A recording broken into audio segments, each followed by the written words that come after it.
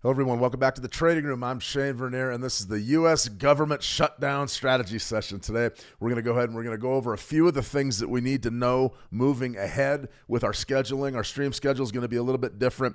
We've got some key releases here that we've actually got a little bit of clarity from the Bureau of Labor Statistics on when CPI is coming out and when NFP may be coming out. We've also got a vote coming in the United States Congress. They're trying to vote a temporary spending bill. We don't believe we're going to get it, but that is going on right now. As far as what else we can really say about the situation is this has been one of the most challenging weeks in a long, long time. We've had some great trades. There's great volatility out there, but as far as our schedule and me actually being able to sit here and give you guys concrete keys and tips and things you need to watch in the market, it's been really difficult because nobody seems to know what the heck's going on right now. And I find this interesting. I'm listening to my ears to the rail. I'm listening to a lot of different news sources that are talking about a lot of different things. We've got a big protest scheduled for this weekend. We're talking about the Insurrection Act from the Trump administration. We're seeing a lot of violence on the streets of the United States. There is a lot going on, and a lot of it is going to impact the markets one way or another. Now, we've also got China. U.S.-China tariff battle heats back up, and we've saw some statements out of the Treasury Secretary today, Besson, about pricing floors. Really fascinating stuff, and it's happening in a way that we don't typically get our news. It's coming fast and furious with none of it planned. So we knew that this was going to be a hot time of the year to trade. We absolutely knew that, but is this the best time of year to trade? I think it's turning into an amazing period of time, but it's hard. You've got to have, really, the statements can come out of nowhere. Like we saw last Friday with the Trump tariff announcements against China, just absolutely tank the markets, and then they rebound real quick. You've got to be on your toes. The volatility is sudden, and it comes out of nowhere. So you got to be very careful here. Leverage in check, risk in check. You got to do, everything you do as a trader to be a good trader, you need to take that to the next level and be aware of what's happening here because news seems to be breaking every other minute. And it's hard to stay on top of all of it. This is what I do. And I'm telling you, I've never seen anything quite like what we've seen in the last 3 or 4 weeks. So this is interesting. This is a fascinating time to be in the markets. A lot of opportunity there, also a lot of risk. It's good to see everybody back. Let's see X-Light. Good to see X-Light. Yes, sir. Always welcome, guys. We are going to trade. Hey, how's it going, Coach? I'm doing pretty good, X-Light. Not bad. Hello, Shane. I wish you a good day. I wish you a good day too, Ahmed. My thoughts on the Great Britain pound, a euro. Well, we're watching that trend line closely. That's not a bad place to begin. I'm going to go ahead and pull that chart here in just a second. Let's get started. Hello, English with me. Hello, everyone. Good morning. Good morning, good day, good evening, wherever you may be. For me, it's sort of almost noon. So I'm still kind of in the morning hours, but we're getting ready to shift gears here into the afternoon hours, that's for sure. Blue Mango, good to see you. Over in the How to Trade community, a lot of long-time traders here, a lot of sophisticated folks that have been with us on these live streams for a long time. Lita, good to see you. Lita, Andrea, always a pleasure. Andrea, Bobby, Bob, Tuku, Gordon Williams. All right, we got a great question right here to begin out of Bobby Bob, and then we'll get right out to that trend line over in that Great Britain pound euro. It's a fascinating type of a situation here. Let me see. Bobby Bob, hi, Coach. I want to purchase a funded account. Is this a good time to buy it now that we are heading to the end of the year? Here's the deal, Bobby. It's a fantastic question. You're going to have another 5 weeks right up until the Thanksgiving holiday here in the United States. That's when you're going to have premium trading. And then you're going to come back after the Thanksgiving holiday, which is right at the end of November. You're going to come back, and you're probably going to have another 5 or 6 sessions, maybe 7 sessions that are really solid. And about that second week of December, that's pretty much it. We'll go through that Fed meeting that we're expecting another rate cut in December. But after that, always remember that the powers that be, the big money folks, they always kick off and go on vacation, and they stay on vacation. So for us retail traders, we need to be in the markets when they're liquid and they're deep and they're active. And if we have that, then we have an opportunity to trade successfully. If we don't have that, then we can run into real trouble with liquidity issues, meaning real swift moves in the market, real choppy pricing conditions. You can trade it, but you've got to reduce your leverage. It's just realistically, you don't want to get caught in and around the U.S. holiday season with a tremendous amount of glimmer in play. And what I mean by glimmer in play is a lot of money on the table. You don't want to be doing that time of year. So you've got time if you want to purchase another challenge or another prop challenge or prop evaluation. it's not a bad time to do so right now. We know we're going to have big volatility when the government does reopen, and right now the daily volatility is strong. So I would say you've got about another month to 5, maybe 6 weeks that are going to be pretty good. That's what I would say. Let me see you, Tina. Good to see you, Tina. Welcome back. Now, Lewis, always a pleasure, Lewis. Ahmad, your thoughts about the Great Britain pound and the UK 100 and the best way to keep an eye on for them. Yeah, we're going to go ahead and look at the Great Britain pound euro, or the euro Great Britain pound actually starting right now. Dave, good to see you, Dave. F19. All right, guys, this is the trend line that we've been watching. A little bit tricky. I mean, honestly, it's been a little bit tricky. You sort of had a situation where we had sort of a real defined area where we couldn't get established above that trend line, and then we sort of nice spike, and then we came back down, and then we sort of, and then we got a big negative day, then we had a big positive day, now we've got a big negative day. Should we be long or short right now? In my view, you probably are holding longs. You're probably holding long. So if you were going to take a long here, what you're looking for, your keys to success are going to be how price behaves right around this trend line as we roll later into the session. It's right on it right now, guys. It really is right on it. So if you do get a bounce there and a close above that zone, then you're going to have an ability potentially to make a fantastic trade or two, and I think that might be the ticket. So if I was trading this right now, the Euro Great Britain Pound, I would go right here to my one-click trading on my MT5 platform, and it would be relatively simple for me. You dial in your lots. How many lots do you want? Let's go ahead and just put one lot on this, and let's go ahead and buy the market.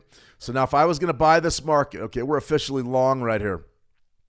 If I'm going to buy this market, basically from the trend line, a little bit better than we would have got yesterday, pull back right to the trend line. There's nothing wrong with going long right now, even though you have a negative candle. What you have to do is you have to really understand where you want to get out of the market at. So for me, if this was going to take a shot on a position, potentially a position type of a trade, let's go ahead and get this going here. You know exactly where you are. You've got your long position. Let's go ahead and see where we're at with our trade tracker on this MT5. Where is it? Trade. There you go. You've got sort of one long right here. Euro Great Britain pound. What's your exposure? And we're all exposed there. You can see some of the graphics that MT5 has for you. So we're long from 86.94. You really want to see a close up above 87, somewhere in there. But these ranges are very, very tough. They're very what I would call not necessarily big. Not necessarily big. So if you were going to stop yourself out, you could really take a scalp shot and really stop yourself out underneath this weekly low. So this Monday's low, you can certainly stop yourself out down there, and that's somewhere right around 86.70, something like that. So you're only looking at risking like 30 pips, something like that. It's not bad. It's not bad at all. So your risk is dialed in and it's there. You're just looking for a little bit of a break to the top side. As far as your profit target goes, 87.45, somewhere probably right to the top of market structure. Maybe up in here looking for 35 pips or so, maybe 30 pips, and that'll set you up with a nice one-to-one. So let me see exactly what we have and why my drag and drop functionality isn't there. Let me see trade levels. Let's go ahead and do that. Okay, now we've got our trade levels up there. If you have that in queue, you can dial in with your drag and drop functionality, your stop loss. So something like this. Okay, so there would be my stop, and then my profit target. Probably going to look to do something like this right up in here. So that's set us up a nice little trade. It's not a bad one. It's low risk. Remember, 1 to 3% of your trading account on this trade. It's a daily trend line. I still like it. I think that once we got our bullish close, that's going to really play well for us later in the day. But right now, we definitely have pulled off of that high, but it's just so darn tight that we haven't pulled off that much. So what I'm looking for on this trade would be a bullish close above that trend line, and then we just sort of ride that into the sunset and see if we get the accumulation that we're looking for to the top side of this market. Just hasn't been moving. And for the Euro Great Britain pound, that is not anything out of the ordinary. It really isn't.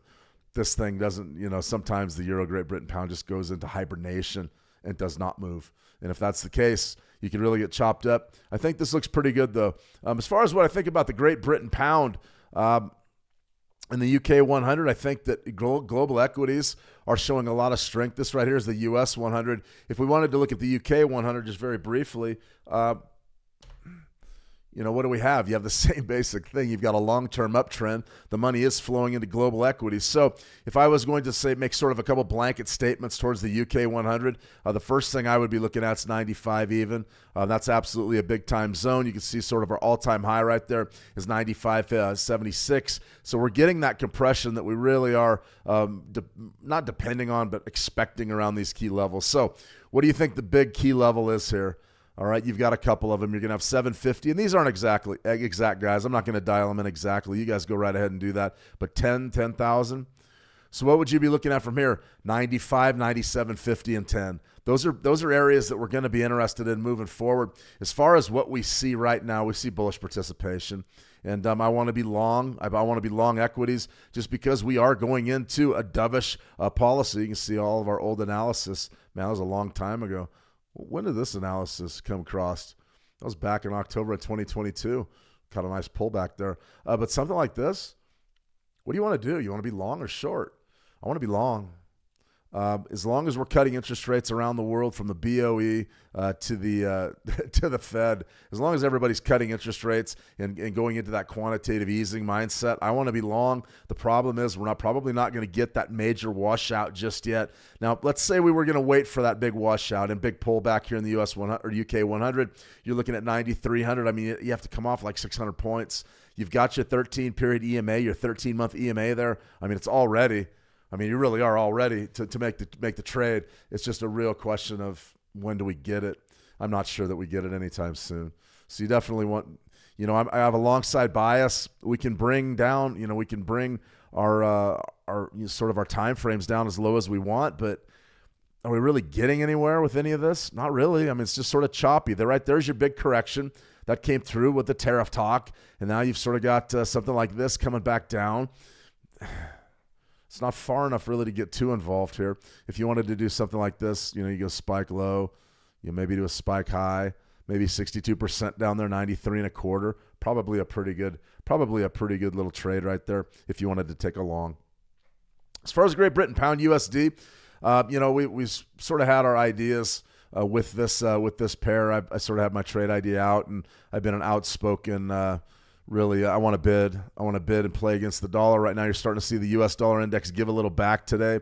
It seems to be sort of just the way the markets are behaving. Dollar's up one day, dollar's down the next day. Dollar's up, down, down. So I don't see it really going much of anywhere from here. But you are still at that dollar index. You're at 98, which is kind of a top, and you're starting to feel a little toppy up around 100. So, if the dollar does fade, I definitely want to be long this pair. Great Britain pound USD, a pullback. I love that zone.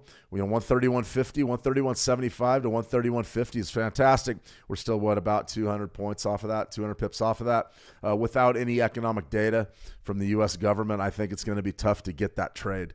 So that's what I want to see happen. But right now, really in a state of flux, I would have a bullish bias toward this pair, but I'm not really too interested in diving in right now. And you'll notice that things are just turning blood red on Wall Street. We were up earlier, and now you're starting to see the risk assets really take a dive. And down here, you've got sort of gold. Things like gold are up around, gold futures. December gold futures are above 42 now. Silver's exploded again, 1.7%, back up to about 52, 52.50. We'll look at metals here in a minute, but there's a lot to be bullish about. So definitely, we want to be patient, and it's hard to be patient. It's hard to be patient in this environment. There's so much volatility. You want to get in there and get that money. And I hear you. Believe me, I'm right there with you. But is this a time really to be taking huge risks? A lot of uncertainty. We got a potential pullback trade idea in Bitcoin that I do want to highlight today. And there are a few other pairs that we need to hit because there's a lot of action on some of these that we don't typically look at, but they're definitely there. Action's definitely there, and we don't want to miss the action. That's for sure. We don't want to miss that. We want to go anywhere there's volatility. And right now I'm just taking a look at my trade tracker to see exactly where a lot of things lay. All right, a lot of action on Euro USD, a lot of action on the dollar yen, a lot of action on the Great Britain pound USD and Great Britain pound Aussie. So we're going to take a look at some of those currency pairs. I think we're going to be in great shape if we just sort of stick to the game plan here, do a few fundamentals, and we'll do some more price action. And as always, if there's any questions anybody has, be sure to ask. Just take full advantage of these streams. They're interactive in nature, so anything you guys have to say, feel free to drop it either in the YouTube live chat, or if you're in the How to Trade community, you can drop it there. And remember, if you want to reach out to me privately, feel free to head on over to How to Trade, get an account. They're absolutely free, and then you go ahead and just click on my picture, send me a PM, and I'll get right back to you. I've actually got an opportunity to hear from a lot of our veteran traders over the last 10 days or so, and it's been refreshing. There's been a lot of success stories.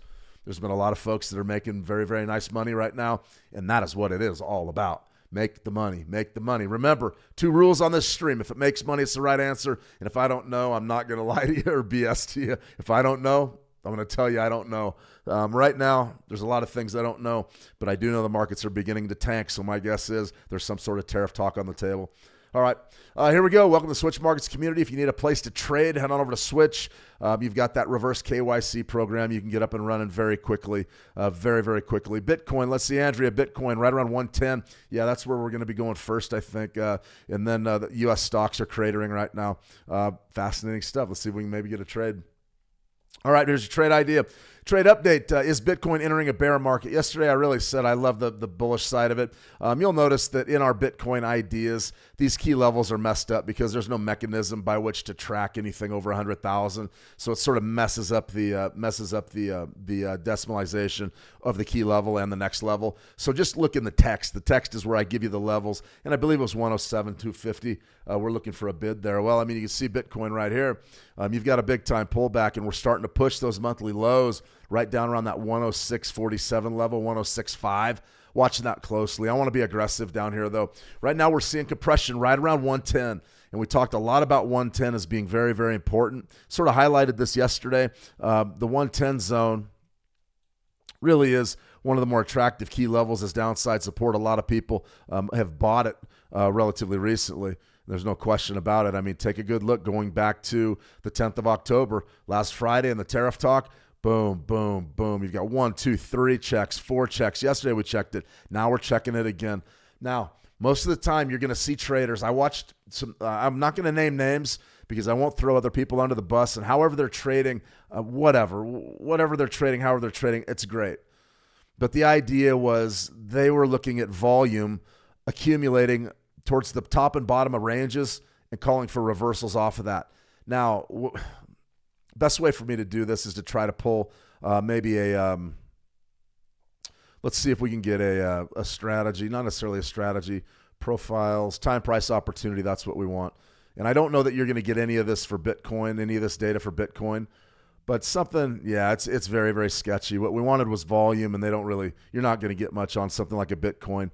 But what the basic idea was this: you're going to get rushes of volume towards the bottom or the top of these ranges. And the guy that was trading was a smart guy, had been around for a while, and said, hey, listen, when you get that big volume up at the top of a range or at the bottom of a range, it's sort of the predicate for a reversal. I couldn't disagree more.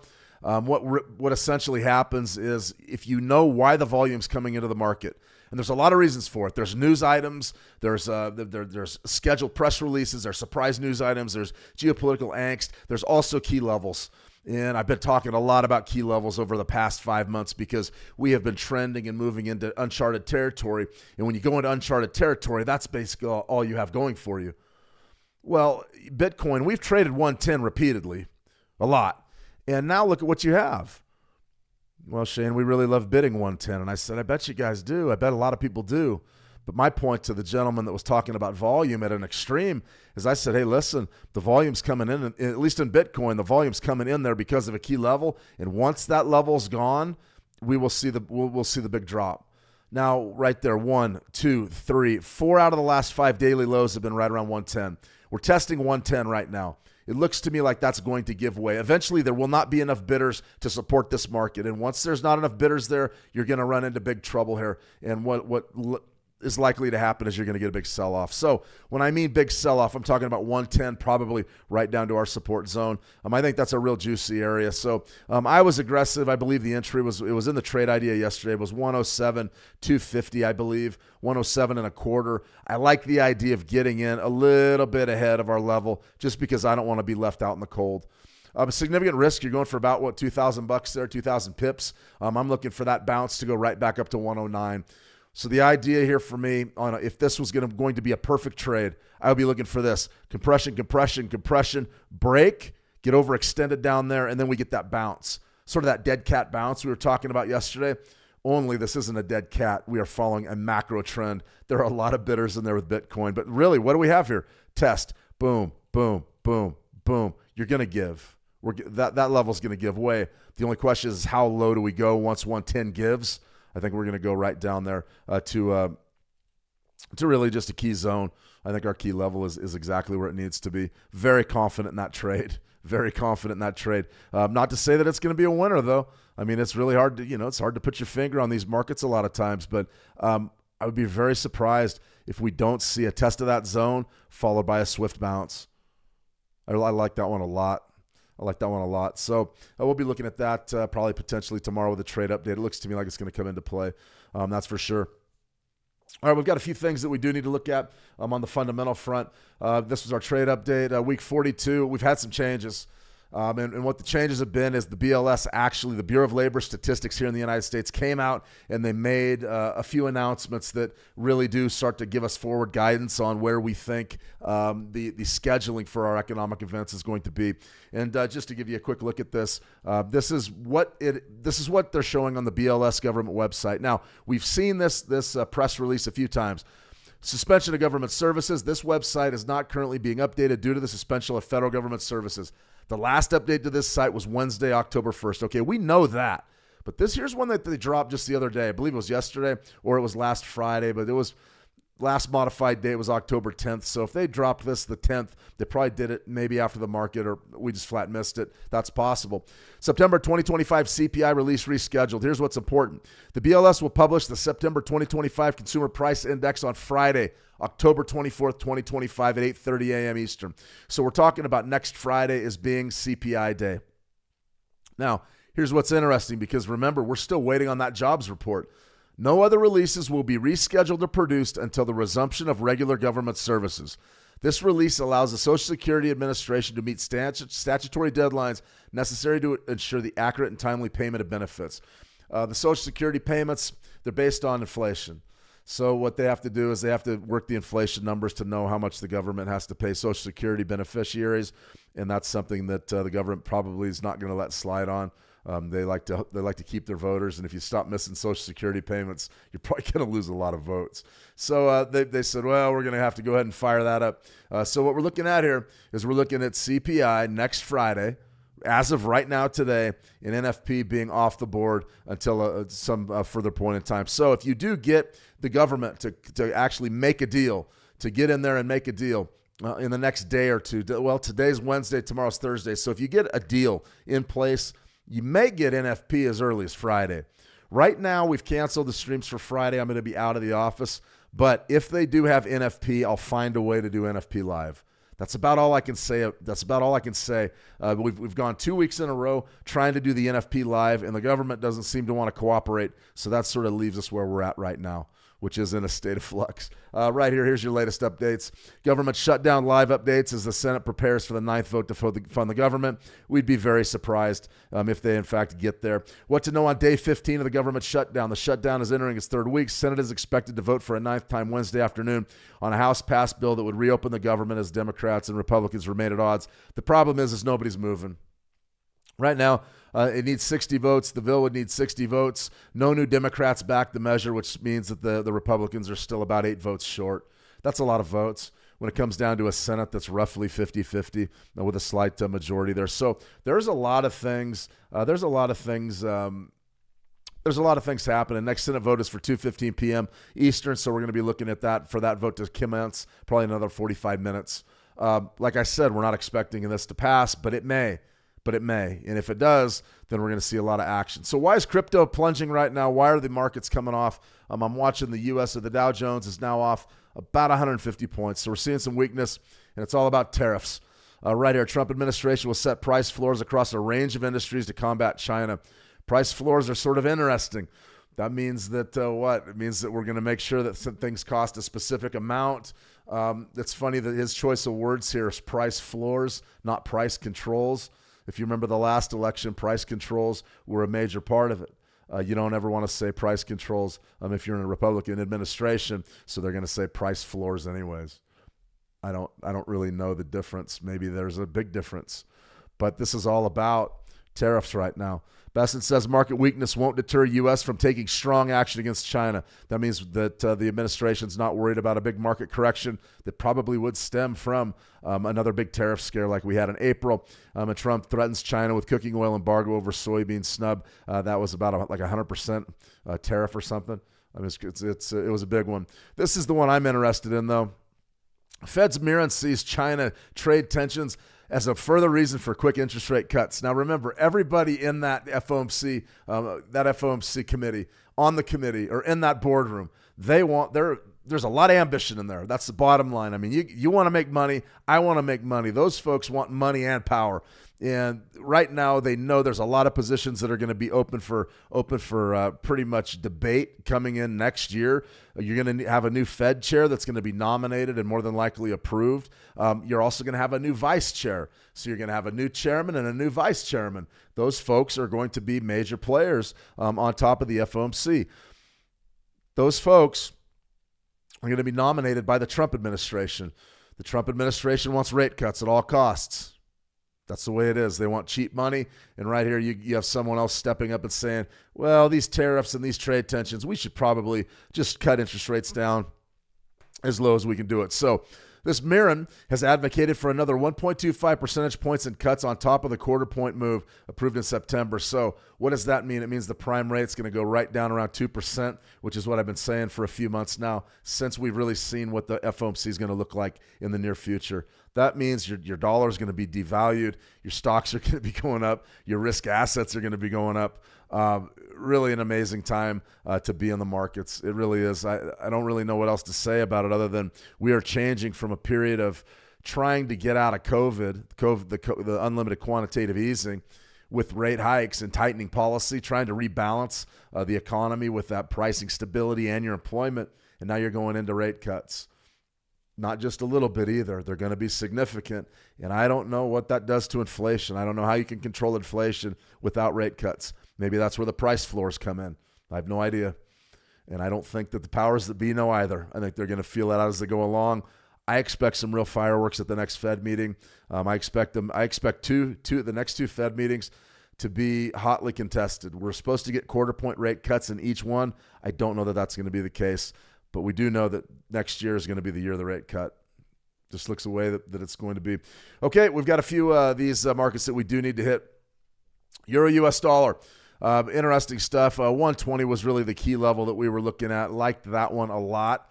If you if you could actually get on the right side of that trade, meaning if we can get short from up there, we'd love it. But for right this minute, your long-term macro technicals, I mean, you're starting to really see the development of the trend in what could possibly happen if the dollar continues to gain a little strength. I just don't see these levels coming into play. I really don't. I would love to get 112.50, 112.75. I mean, that would be a high-risk bet for me, a 5% or something like that. The odds of getting that are very, very low, especially going into the rate cut cycle that we think we're going into. So how would we trade the Euro USD? I have no problem. There's a lot of liquidity in here. We know where our key levels are. Let's just go ahead and go down to a four-hour chart. It's a chart that I really favor as far as Forex pairs go, and you can see that we just sort of missed out. This one would have went right before the U.S. session. Spike low right there, sort of a spike high. So right there is sort of going to be your swing low right down around 115.50. There's sort of your spike high up there at 116.50. That's a tight range, about 100 pips. What did you get? You got to pull back right to your 38%. What was it? 116.10, and then we just have bounced and rallied since then about 25 pips. So this is going to be a relatively difficult market to trade. You're just going to have to be very, very patient. So if you were going to trade it right now on a short time frame, something like this, you're still going to work off of those spike lows. This is sort of that megaphone formation where instead of getting tighter, price ranges get bigger as we move forward in time. That's fairly rare. That really signals to us a lot of uncertainty with regards to what we think this asset is even worth. But it does give us an opportunity to potentially trade flat markets, a rotational market, one that's not trending any longer. So what we have here is you got a low down around 116.10. You have a 13-period EMA at 116.09, and you've got 116.07 as a 38%er without any real big news slated to hit the market anytime soon. You could definitely be looking to do a little bit of work down here on a 4-hour time frame, maybe looking for 25 pips. Stop loss you could put down beneath this golden zone and probably be in pretty good shape for a nice little scalp. It's not a bad play, not a bad play at all. Something to think about there with the Euro USD. All right, dollar yen.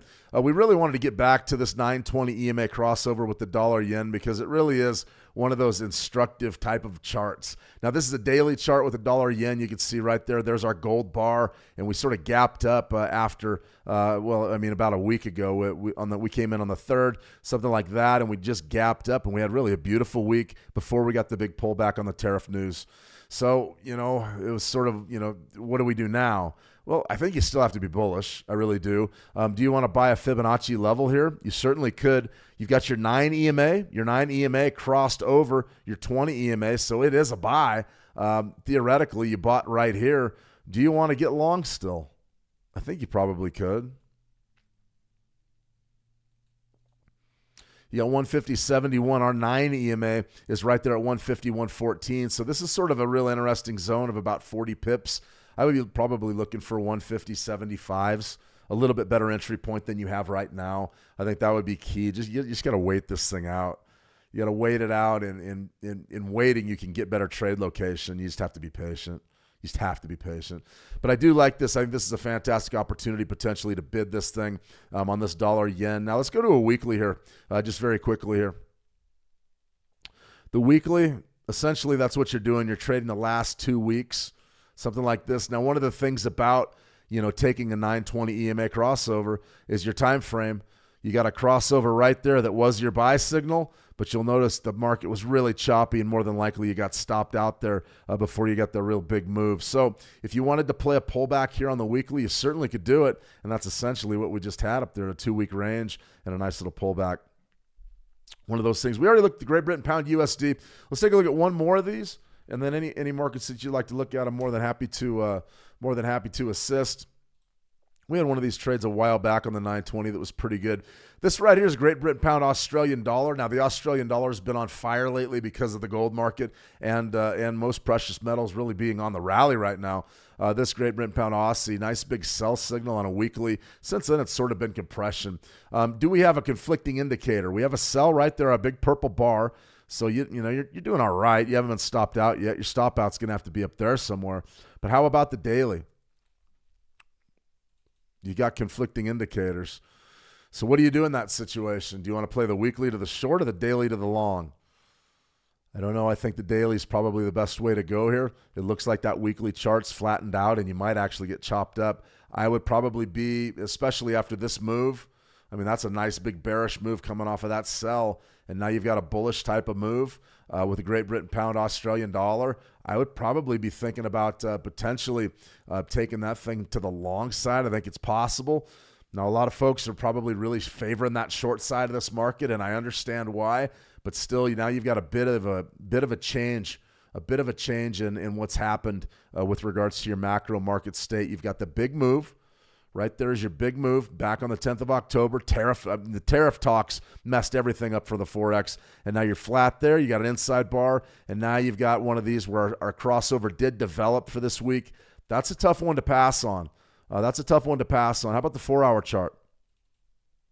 And there you have it. The 4-hour chart sent you along a while ago. Now it was back on the 10th. So as you can see, we're just still reacting to what happened last Friday and trying to really frantically price in the tariff, the implication of the tariffs. That's for sure. All right, let's see right here. We've got Tina. Good to see you. Tina, welcome. Any chance to short entering at 51.37.4 for silver? Any short opportunities to trade the short silver on the 1-hour chart? Well, I like silver. Let's go ahead and let's talk a little silver. As far as I'm concerned in the macro state, and we'll get to the 1-hour chart here in just a second, but silver is it's a tough cookie. If you wanted to short, you're looking at 51.37. Potentially, you see the monthly chart, and we're going to go right down to a 1-hour here in a second, but you can really see the macro trend. And once we broke above 50, I'm hard-pressed to be able to make a case for really shorting anything but right up in the 55 zone, the 57.50 zone, and the 60 zone, at least for the near future. Now, if you wanted to go to a 1-hour chart, there's all sorts of different ways we can look at intraday price action. Right here, you're still up for the day. So the idea would be, let's see, if you're looking at 51.37 and you're going to short there, so you're going to look at somewhere right down in this zone. So essentially, you're going to be shorting yesterday's low. No, there's yesterday's lows right down there. So if you short from here, essentially you're looking to fill down and challenge yesterday's lows. I don't necessarily hate it. I really don't. Right now, though, it's sort of interesting. Where are you trading? Look at this void. This void, we opened down on the 14th, right? This void right here is what we're challenging. So if we're saying, okay, do we like this to the bear or to the bull? For me, I'm definitely on the other side of this trade. I'm looking to the long side of this market to do much of anything. However, if you're an intraday trader and you're watching your risk, I'm sure there's a lot of shorts dug in right here with the overnight high that was established about 7 hours ago, using that as their potential stop loss. I don't mind the trade. I really don't. You just really have to make sure that your leverage is dialed in and you get out if this thing explodes and goes topside. I mean, for me to sit here and tell you that you can't make any money to the short side is irresponsible, because you can. I mean, the traders, these short-term traders have got in up there, and I mean, that's an according to Hoyle liquidity sweep right there. And then you got sort of the next open, he really plunged. I mean, that's a big-time plunge before we rallied. If you wanted to short, you could.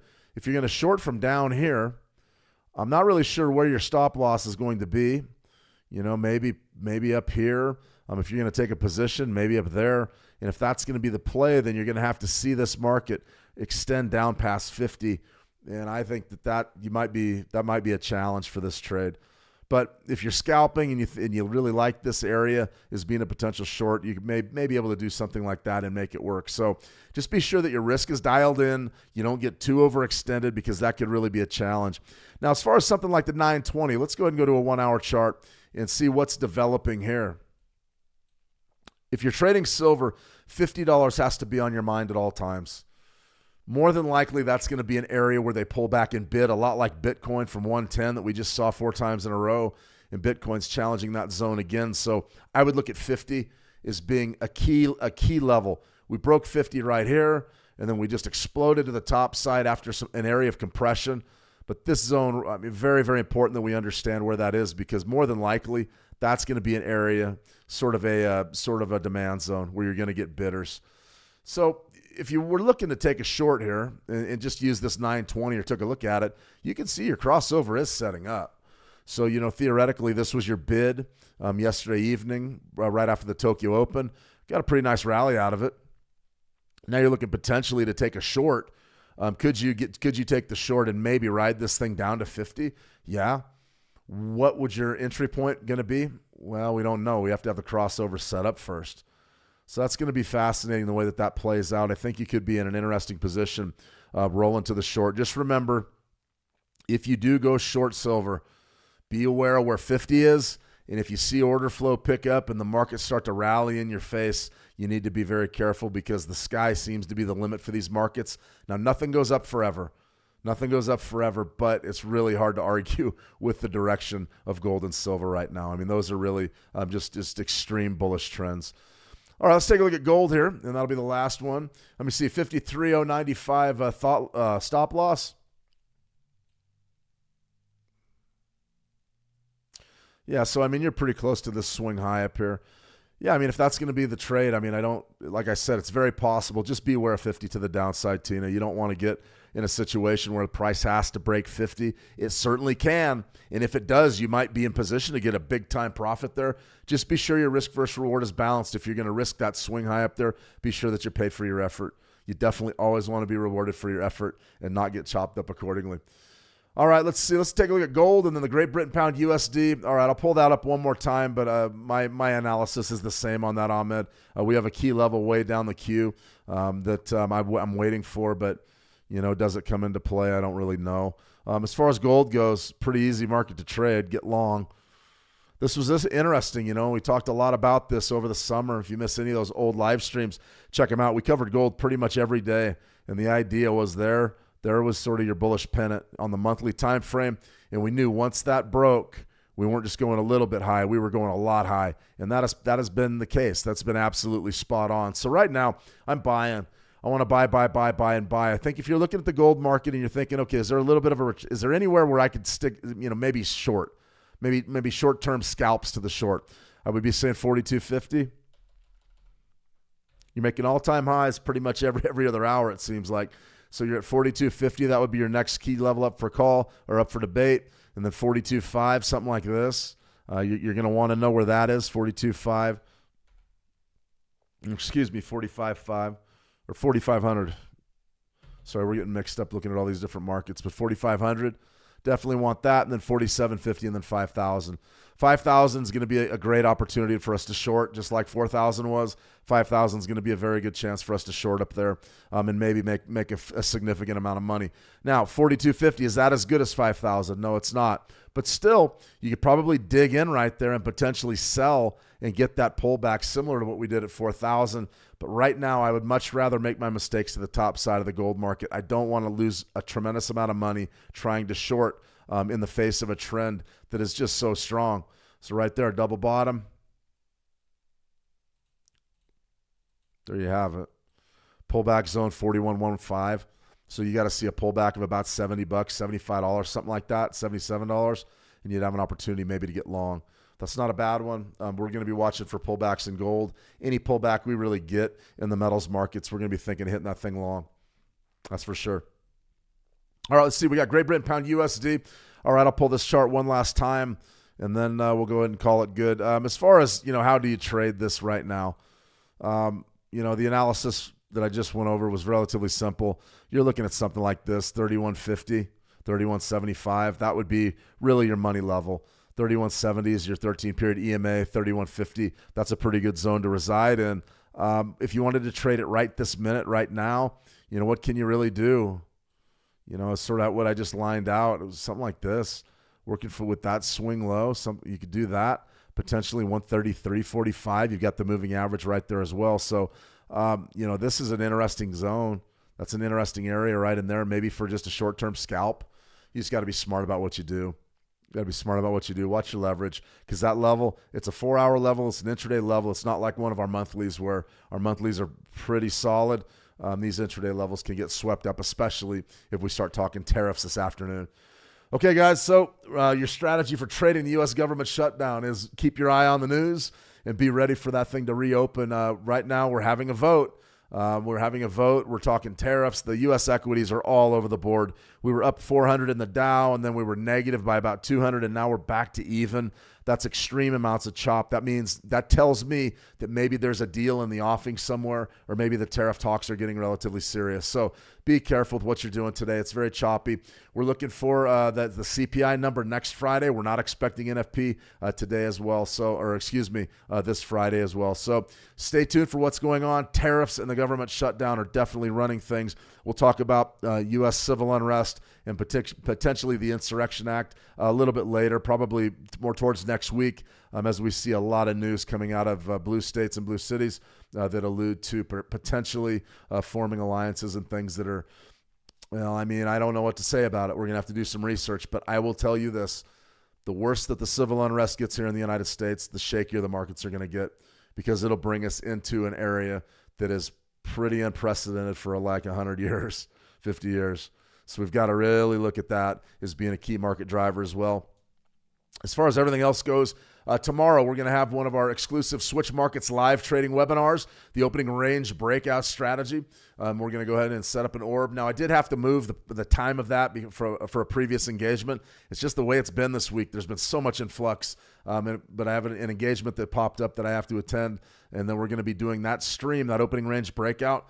We're going to be doing that tutorial and that workshop live webinar. That's going to be about an hour and a half later. So that's instead of 10 a.m. Eastern, it's going to be about 11:30 a.m. Eastern.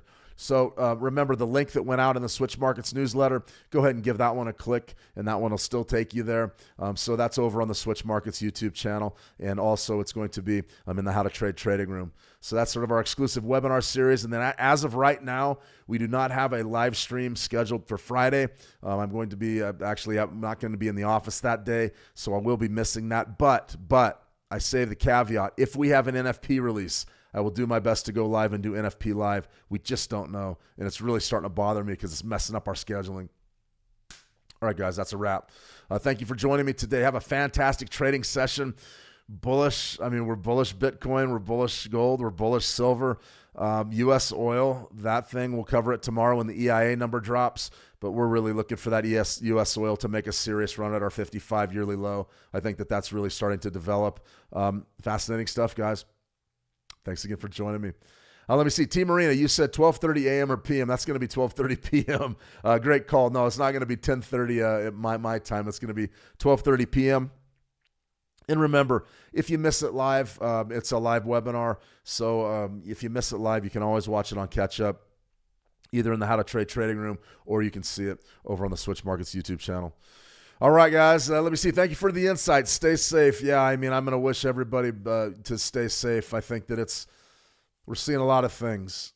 I'm not ready to start ringing the fire alarm just yet and being a sort of a fear person. I don't believe in living scared. I refuse. But we're seeing some signs that the unrest is going to be significant. And we have that big protest this week. We'll talk more about it tomorrow. But we need to be aware of it, especially if you're taking home positions over the weekend. All right, guys, that's a wrap. We'll see you back here tomorrow with our Switch Markets live trading webinar. Remember, Switch Markets over on YouTube. You can watch it there, or you can watch it in our How to Trade trading room. So either way, we'll be live and ready to go, and that'll be at about, 9:30 a.m. 11:30 a.m. Eastern, 9:30 a.m. my time, about an hour or so, hour and a half later. Just go ahead and check our listings in the How to Trade trading room. All right, guys, that's a wrap. I'm out. Have a fantastic trading day. Trade the action well, and we'll talk soon. See ya.